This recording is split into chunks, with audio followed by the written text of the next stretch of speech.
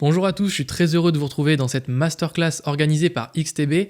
Dans cette masterclass, je vais vous parler de pourquoi investir dans des actions à dividendes, pourquoi est-ce que c'est la stratégie que j'ai choisi d'adopter, et je vais vous parler donc de ce que j'ai pu mettre en place jusqu'à présent et ce que je prévois de faire dans les prochaines années, en vous parlant également des techniques, en tout cas des critères qui font que je choisis une action plutôt qu'une autre pour son rendement en dividendes.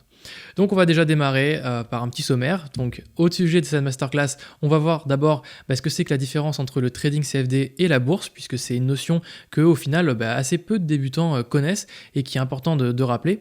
Ensuite on va voir en deuxième partie pourquoi choisir la bourse plutôt que le trading CFD justement, après avoir différencié les deux.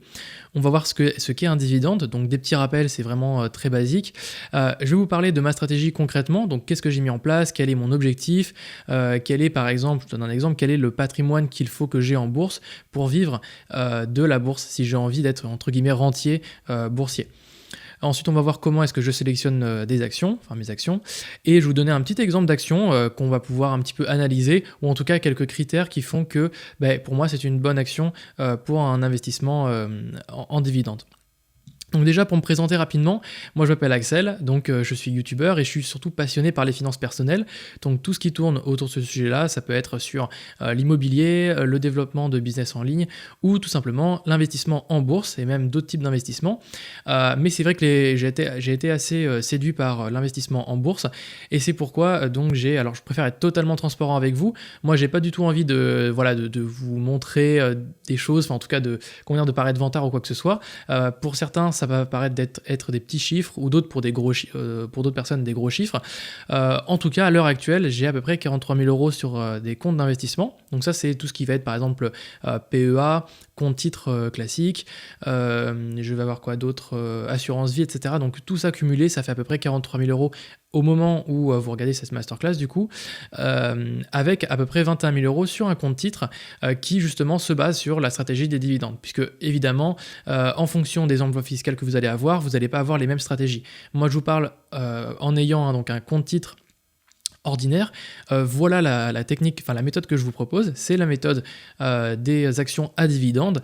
Et par exemple, si vous avez un PEA ou si vous avez une autre enveloppe fiscale dans laquelle investir, eh bien ce sera une autre stratégie. Là, je pense que si vous regardez cette masterclass avec XTB, c'est sûrement parce que vous êtes intéressé pour ouvrir un compte titre. Donc ça, c'était ma petite présentation. Maintenant, on va rentrer déjà dans le vif du sujet avec le premier point, quelle est la différence entre le trading CFD et la bourse ? Donc pour ceux qui ne le savent pas, il y a bien une grosse différence entre ces deux domaines-là. Le premier, c'est que en fait, on va souvent confondre les deux et c'est bien deux choses différentes. La bourse, il faut vraiment le voir comme vous achetez une part d'entreprise, alors que le trading, c'est plus, vous allez faire un pari sur la hausse ou la baisse d'une action. Et donc, comment est-ce ça se fait en fait tout simplement? Si vous voulez gagner de l'argent dans ces deux manières-là, si vous voulez gagner de l'argent en trading, eh bien vous allez parier donc à la hausse ou à la baisse d'une action. Donc vous allez pouvoir acheter ou vendre. Donc si vous voyez sur les interfaces, par exemple l'interface d'XTB, on va y revenir. Si vous faites du trading CFD, vous allez avoir un bouton vendre et un bouton acheter, et vous pourrez vendre sans même posséder l'action. Ça veut dire que vous pariez à la baisse de l'action. Et donc, ça on va le voir juste après, vous aurez des effets de levier, etc. Alors qu'avec la bourse, eh bien, vous allez avoir votre action et le seul moyen de gagner de l'argent, c'est soit si elle vous verse des dividendes, soit si l'action prend de la valeur et du coup le prix est plus cher et vous la revendez à ce moment-là, du coup vous gagnez la différence. Bon, ça c'est très basique.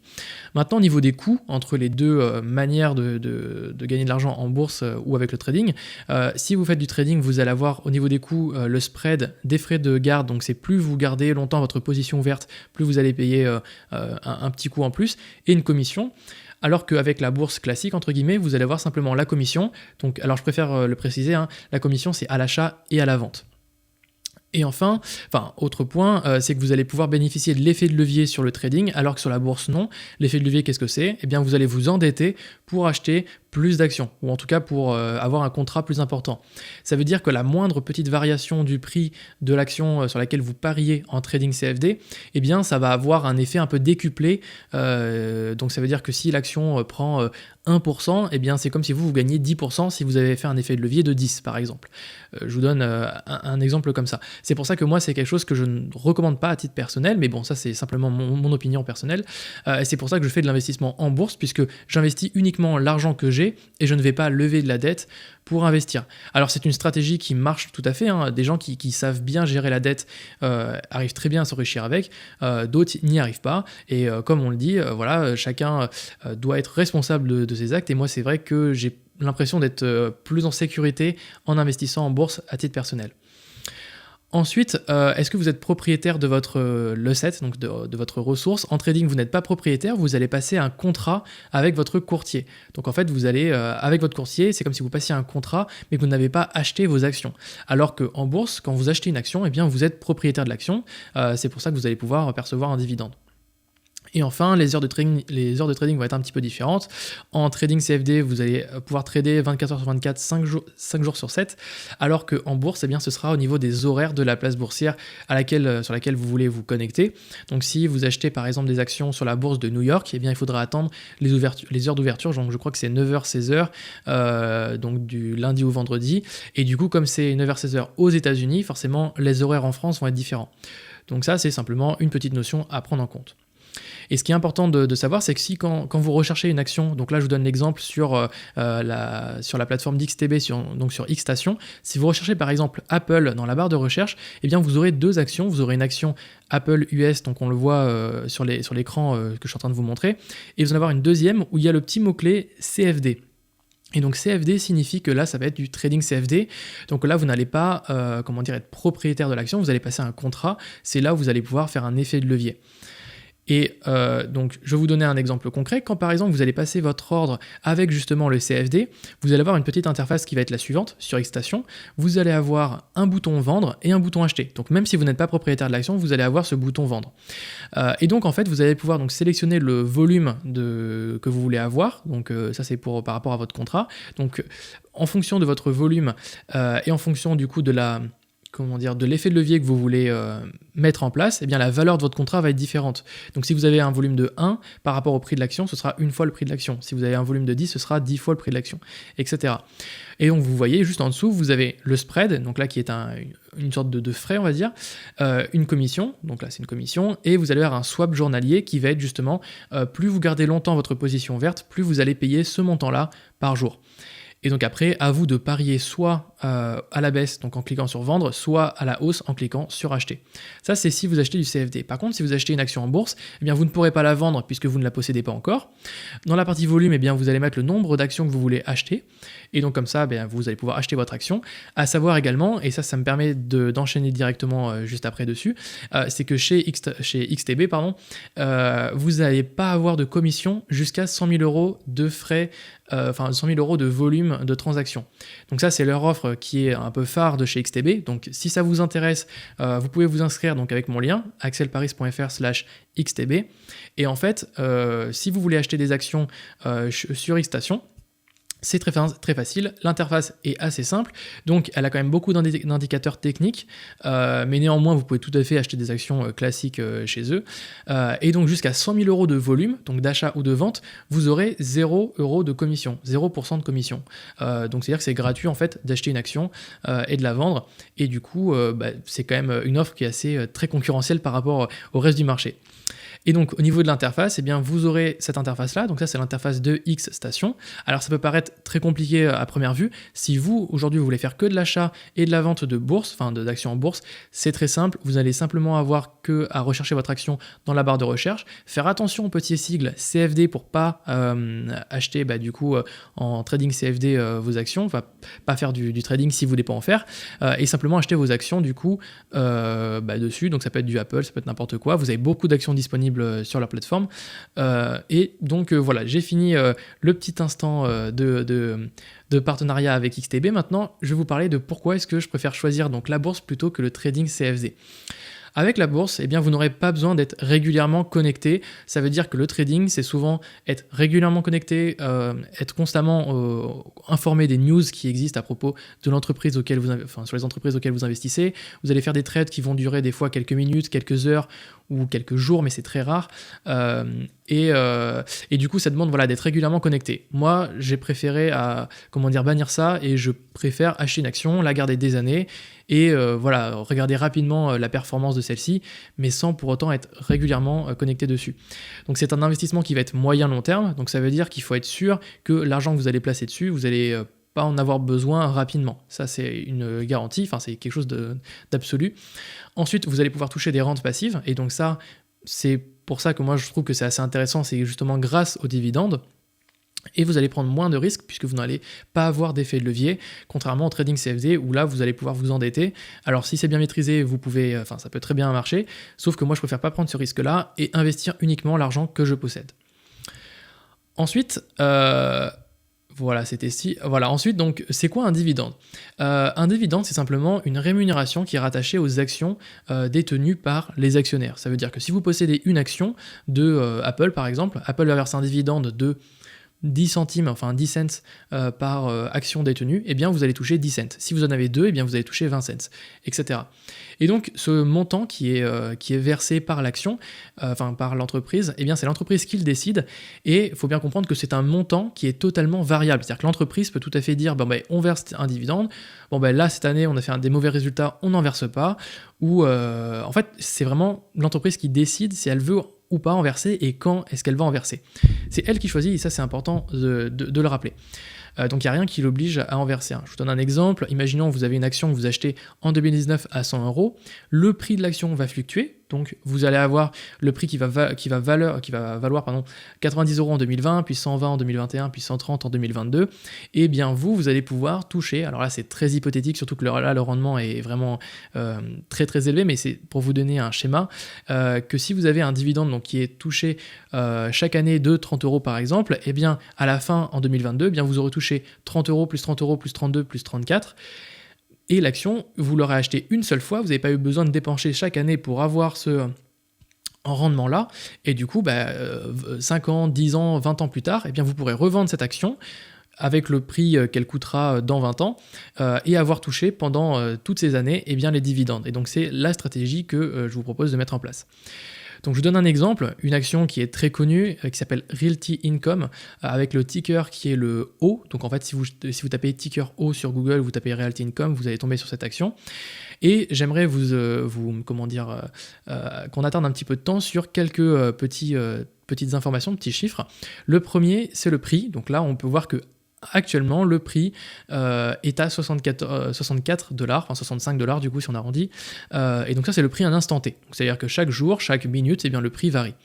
Ensuite, le deuxième chiffre que j'ai envie de vous montrer qui est important, c'est quel va être le prochain montant du dividende. Le prochain montant du dividende va être de 23 cents. Donc, c'est-à-dire que pour chaque action que vous allez posséder, vous allez toucher 23 cents pour une action que vous possédez. Et c'est ce qui est important, c'est de savoir quelle est la fréquence de votre dividende. Puisqu'un dividende peut être versé tous les mois, tous les trimestres, tous les ans, ou pas du tout.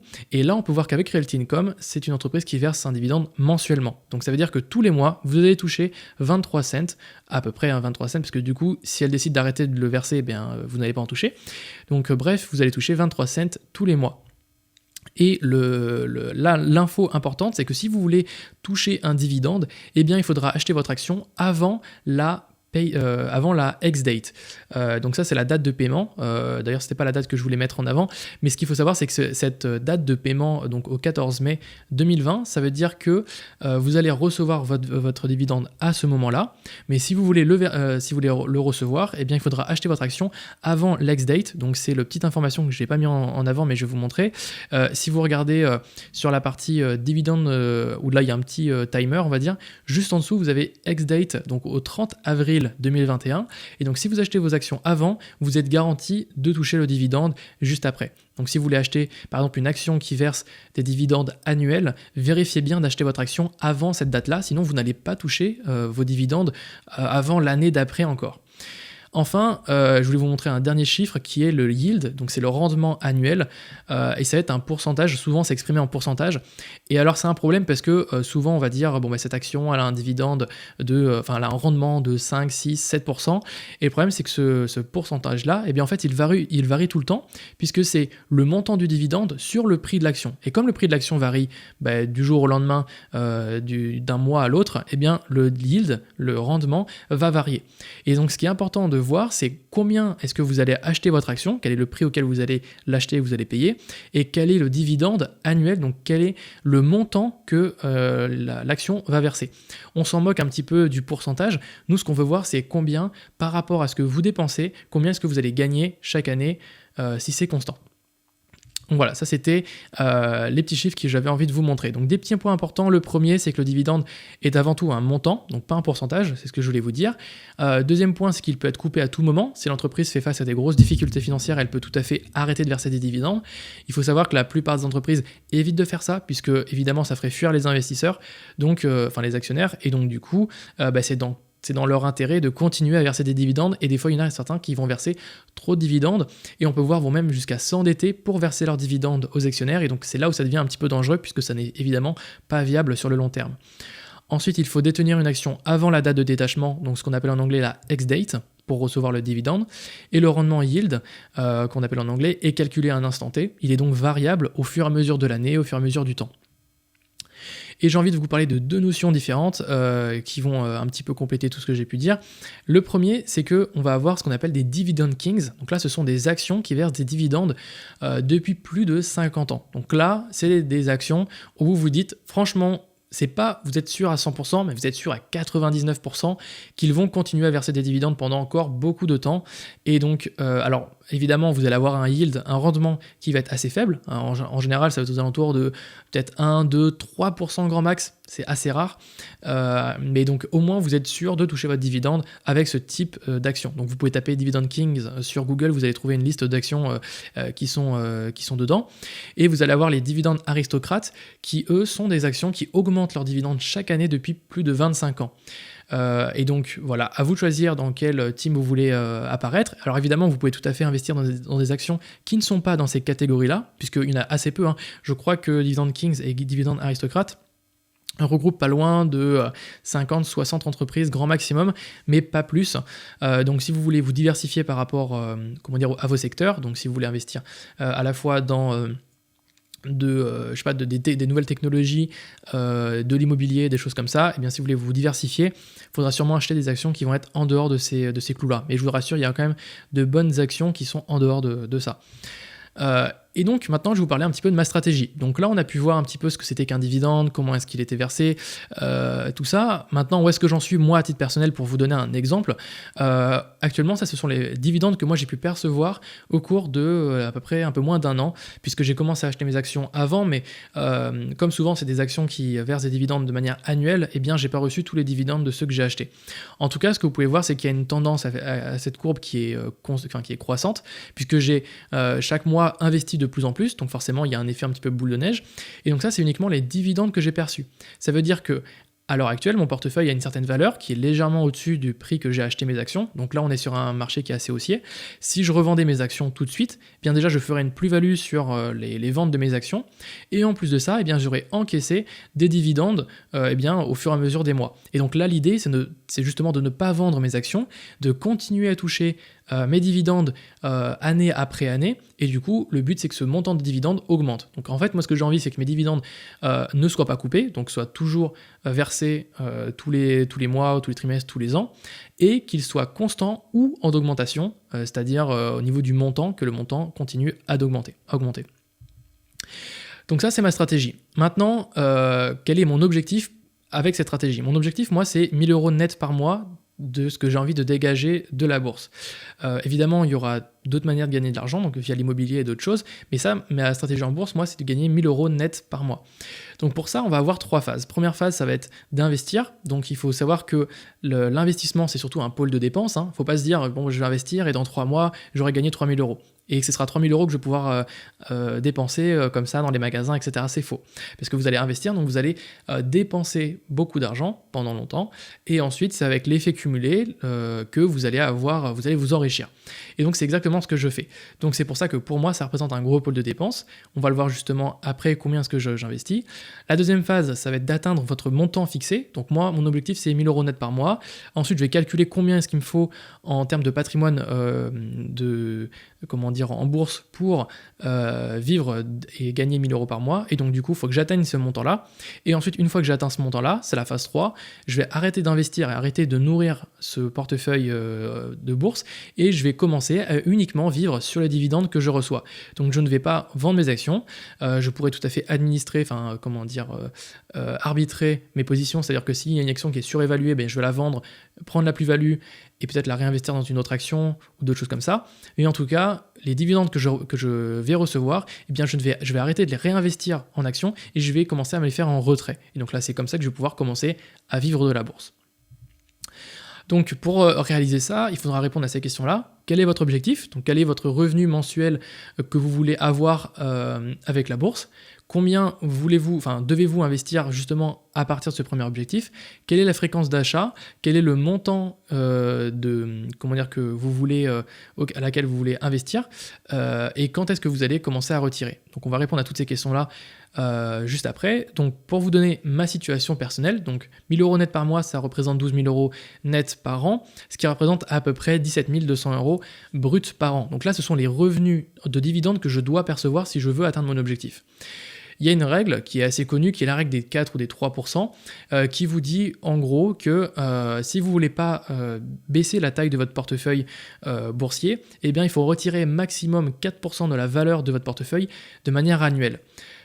Et donc ça, alors en général, moi mon rendement de dividende il est à peu près de 3,7 ou 3,8% par an, donc ça c'est uniquement les dividendes que je perçois. Et donc grosso modo, si je retire ces dividendes-là, il faut que ces dividendes-là valent 17 200 €. Et donc pour ça, il faudrait que j'ai un capital final d'à peu près 430 000 €. Donc ça, c'est tout ce que je dois avoir en termes de capital dans la bourse. Et donc comment est-ce que je vais faire ça? Je vais faire ça avec un versement mensuel de 2 000 € par mois pendant 18 ans. Donc là, c'est ce qui va me permettre d'atteindre les 430 000 €. Et en 13 ans, si on considère que la valeur de mes actions vont prendre 5% par an. Donc de manière générale, on va souvent voir que la bourse prend X% par an. Alors c'est pas une garantie, c'est un constat qui a été fait depuis des années. Moi personnellement, j'aime pas trop faire des généralités, donc c'est pour ça que je préfère prendre ce chiffre-là avec des pincettes et plutôt partir sur une estimation basse de dans 18 ans, j'aurai réussi, et normalement, dans 13 ans, j'aurais peut-être réussi, mais c'est pas sûr, c'est-à-dire que moi, dans ma tête, c'est plutôt dans 18 ans, j'aurais réussi. Donc voilà, il faut simplement en prendre conscience. Beaucoup vont vous dire, ouais, la bourse prend entre 8 et 10% par an. Bon, écoutez, j'ai envie de vous dire... tant mieux si c'est vrai, mais je préfère pas me le fixer comme étant sûr dans ma tête, puisque c'est pas forcément sûr. Donc voilà, et donc chaque année, je vais faire mes investissements, je vais faire mes versements sur mon courtier, donc de 2 000 € par mois, ce qui représente 24 000 € par an. Et grosso modo, donc comme je vous disais, si on regarde un petit peu la projection, d'ici 2032-2033, je devrais atteindre ce montant-là en comptant justement l'effet... des intérêts composés, donc ces fameux 5% d'augmentation du portefeuille. Donc ça, c'est pas garanti, encore une fois, c'est simplement que c'est un constat, donc à vous ou pas de le prendre en compte.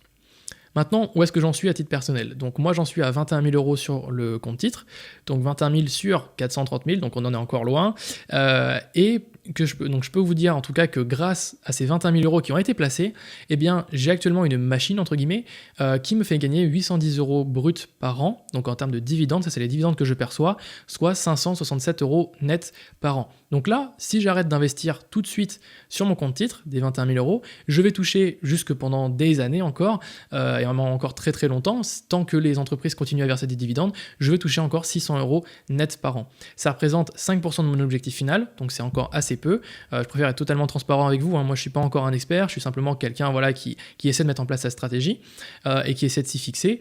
Et l'idée c'est que chaque année, cette valeur-là continue à augmenter. en espérant que les dividendes restent constants et restent croissants. Et donc s'ils deviennent de plus en plus croissants, eh bien ça veut dire qu'il y aura un effet vraiment boule de neige qui fait que j'aurai des revenus encore un peu plus élevés chaque année qui vont suivre. Maintenant, on va voir comment sélectionner ces actions. Donc, quels sont mes critères pour sélectionner justement une action que je mettrai dans mon portefeuille? Moi, je vois deux types d'actions, des actions à dividendes et des actions de croissance.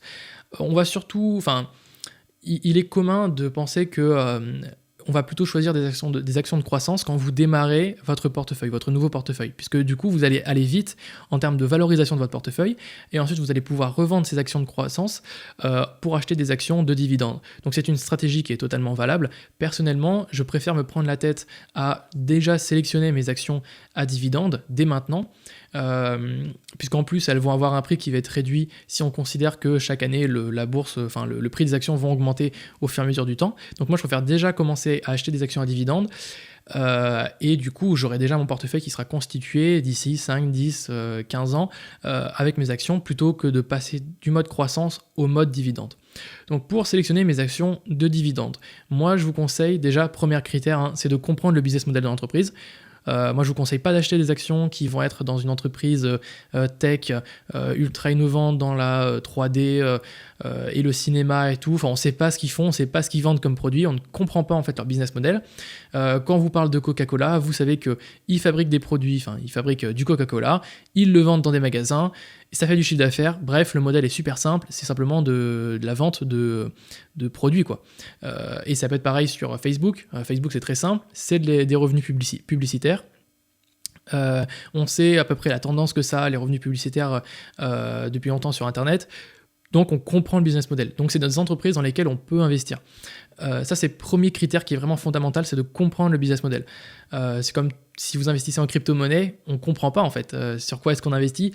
Donc c'est pour ça que c'est beaucoup plus touchy, à mon sens, d'investir dans ces actifs-là. Ensuite, vous allez avoir l'évolution du chiffre d'affaires. Donc ça, c'est évident, il faut suivre comment se porte la boîte, quelle est l'évolution du chiffre d'affaires. Donc regardez au moins sur 10 ans pour voir un petit peu où est-ce que ça en est. Il ne faut pas forcément qu'une entreprise soit forcément tout le temps en croissance. Elle peut tout à fait être moyenne ou un petit peu en descente, tant qu'elle gère bien ses affaires, puisque elle peut tout à fait être en descente, mais ça peut tout à fait s'expliquer par certaines choses, surtout que récemment on a eu la crise du Covid-19, donc forcément ça a eu un impact, ce qui est logique. Il faudrait que vos dividendes soient versés depuis 10 ans au moins, sans coupure. Ça c'est assez important, puisque comme ça veut dire que l'entreprise, malgré par exemple la crise du Covid-19, a continué à verser ses dividendes, donc ça veut dire que en période normale, elle continuera encore à verser ses dividendes.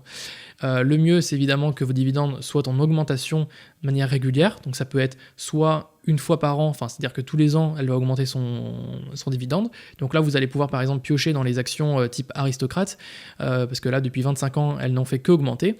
Ou alors, peut-être tous les 2-3 ans, ça augmente. Voilà, ça prend un peu plus de temps, mais ça augmente très légèrement. Ça le fait aussi. Autre critère, ça va être d'avoir un payout ratio par action qui va être inférieur à 80-90%. Ça veut dire que l'entreprise, elle va verser une partie de son bénéfice du coup aux actionnaires, et en fait, il faut absolument que cette partie qu'elle verse aux actionnaires représente moins que son bénéfice. Ça veut dire que si par exemple elle fait, je vous donne un exemple, 100 000 euros de chiffre d'affaires, il ne faut pas qu'elle verse 150 000 euros aux actionnaires, puisque du coup, elle aurait besoin de s'endetter pour verser les dividendes aux actionnaires. Et donc ça, évidemment, c'est pas du tout viable sur le long terme, donc on ne va pas préférer ces actions-là.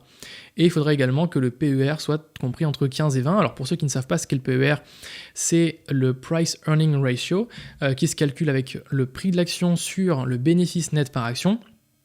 C'est un petit peu technique, n'hésitez pas à regarder sur internet, il y a pas mal de tutoriels, d'articles qui vous en parlent, mais grosso modo, ça veut dire en gros combien d'années de bénéfices est-ce que vous allez acheter. En général, une entreprise qu'on va considérer comme étant assez bien évaluée, va avoir un PER ratio situé entre 15 et 20, on va dire entre 15 et 20.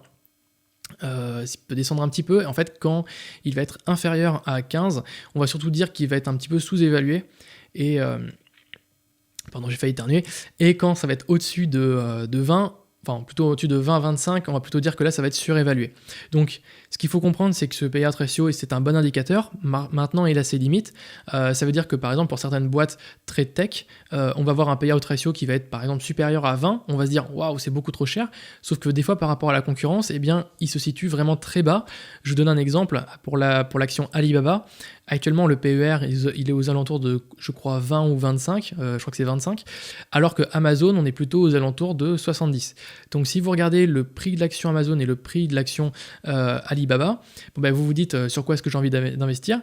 Eh bien, voilà. Alors, c'est à vous de choisir, bien sûr, mais en voyant cet indicateur, on aura plutôt tendance à acheter plutôt du Alibaba en se disant que c'est plutôt sous-coté par rapport à Amazon. Et donc, il y a un potentiel en termes de valorisation de l'action qui va être supérieur. Bon, bref, ça, c'est un indicateur qu'il faudra, je pense, aller creuser si vous voulez avoir plus d'informations dessus. Maintenant, je vais donner quelques exemples avec justement l'action qu'on a vue juste avant qui était Realty Income. Donc là, si on veut voir justement la croissance des revenus de cette entreprise, on peut voir que les revenus, eh bien, c'est croissant, mais de manière très linéaire. C'est assez beau, hein. Depuis 2011, ils sont passés de 41 milliards, non, de 0,41 milliards, donc de 410 millions, à 1 milliard 680 millions en les 12 derniers mois récemment. Donc on peut voir cette courbe qui est assez fulgurante. Donc c'est carrément impressionnant. Donc là, on peut voir que c'est une entreprise qui est vraiment en bonne santé. Ensuite, on va avoir le deuxième indicateur qui va être le payout ratio. Donc c'est combien l'entreprise va, quel est le pourcentage de son bénéfice qu'elle va reverser aux actionnaires. Voilà, c'est plus ça.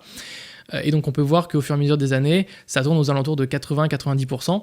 Donc c'est assez élevé, mais ça reste correct. C'est-à-dire qu'elle ne s'endette pas pour verser des actions aux actionnaires. Enfin, des dividendes aux actionnaires. Ensuite, au niveau des autres valeurs, on va voir justement le PER ratio. Donc, eux, comme c'est une entreprise qui fait de l'immobilier, on va plutôt appeler ça, alors c'est un nom qui a été un peu bavard à dire, mais qui est le le P/AAF ratio. Mais ça veut dire exactement la même chose. Et donc, ce ratio-là est de 18,3 sur les 5 dernières années. Il est de 18,7 sur les 3 dernières années, et donc cette année, il est à 18,3, ce qui est assez correct, hein, vraiment. Donc le prix de l'action n'est pas surcoté, n'est pas sous-coté, il est à peu près correct, et du coup, c'est une bonne action qui n'est pas surévaluée, donc ça vaut le coup de l'acheter, par exemple. Ici, si on veut voir justement l'évolution du dividende, puisque c'est ce qui nous intéresse pour un portefeuille à dividende, on peut voir que le dividende donc, est passé de 1$ à quasiment 3$ donc depuis 2002. La croissance est quasiment linéaire, clairement. Sur les 20 dernières années, le dividende a monté de 5% par an, donc ce qui est plutôt correct, ce qui est plutôt pas mal.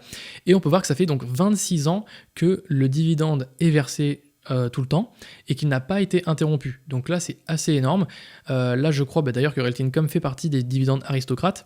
Et donc, simplement que voilà, ça c'est un bon indicateur qui dit que l'entreprise est en bonne santé, le dividende est régulier, il est constant et en plus il est en augmentation. Donc c'est un bon indicateur.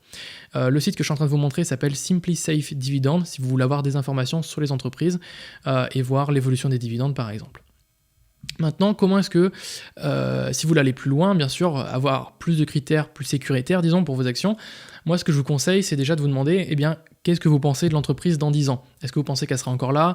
Ou est-ce qu'elle sera dans 10 ans ? Est-ce qu'elle sera encore plus grosse ? Est-ce qu'elle sera pareille ? Donc après, évidemment, ce sera très subjectif, cet avis, mais ça peut déjà vous aider à savoir si une entreprise, si c'est un truc dans lequel investir dans cette entreprise. N'investissez pas dans une entreprise qui...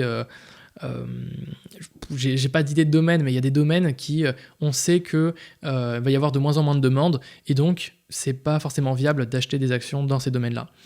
Deuxième point, ça va être, est-ce que l'entreprise a une grosse capitalisation boursière ? Comme ça vous permet de vous assurer qu'il a beaucoup de liquidité au niveau des actions, qu'elle est solide l'entreprise, qu'elle a beaucoup de ressources, et donc qu'elle pourra faire face par exemple à des crises comme le Covid, etc. Deuxième chose, c'est qu'elle a un taux d'endettement qui est inférieur à 100% de leurs capitaux propres. Ça veut dire que si une entreprise est évaluée à X milliards, il ne faut pas qu'elle ait plus de X milliards empruntés. Pour Realty Income, c'est 42% de taux d'endettement, donc ce qui est vraiment très correct. Ensuite, que le prix de l'action est en augmentation sur 5-10 ans.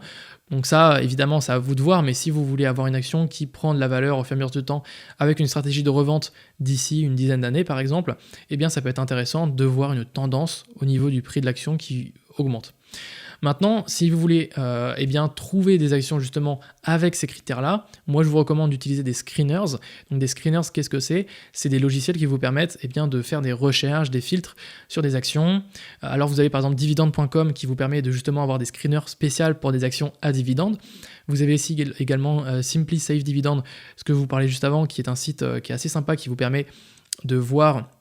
Enfin, eux vous donnent une notation des dividendes, donc ce qui est assez cool pour justement savoir si on achète ou pas une action. Et donc voilà. Alors pour conclure, ça c'était ma stratégie personnelle d'investissement. Évidemment, ça n'engage que moi. Encore une fois, c'est encore en cours de construction. Ça veut dire que peut-être que d'ici 2-3 ans, je me rendrai compte que 1000 € net par mois, c'est pas assez, il faudra que j'augmente. Ou alors je me dirais que finalement, je peux rebaisser ce critère-là. Probablement également que... si j'ai j'ai une grosse, un gros capital qui arrive d'un coup, ça peut être une succession, n'importe quoi, et bien peut-être que je pourrais réinvestir tout ça en bourse et du coup atteindre mon objectif plus rapidement. Peut-être que j'aurais besoin de ce capital-là pour faire un investissement en bourse, en immobilier ou autre chose. On ne sait pas de quoi l'avenir est fait. En tout cas, c'est la stratégie que j'ai mis en place et donc c'est ce que je suis en train de suivre à l'heure actuelle. Et donc tout ça, ça s'intègre dans ce qu'on appelle le mouvement FIRE, le mouvement Financially Independent Retire Early. Alors early, désolé, j'ai un accent qui est terrible. Ça veut dire devenir indépendant financièrement et prendre la retraite rapidement, le plus tôt possible. Et en fait, l'idée, c'est d'ici une vingtaine d'années, que je sois 100% autonome financièrement. Et ça veut dire que avec mes investissements en bourse et en immobilier, eh bien, je puisse vivre sans avoir à travailler. Alors évidemment, ça ne veut pas dire ne pas travailler, ça veut simplement dire avoir du temps pour ses projets, de faire un petit peu ce qu'on veut, etc. Donc ça, c'est l'idée du mouvement FIRE. N'hésitez pas à regarder un petit peu sur Internet aussi cette branche-là de l'indépendance financière, c'est assez intéressant.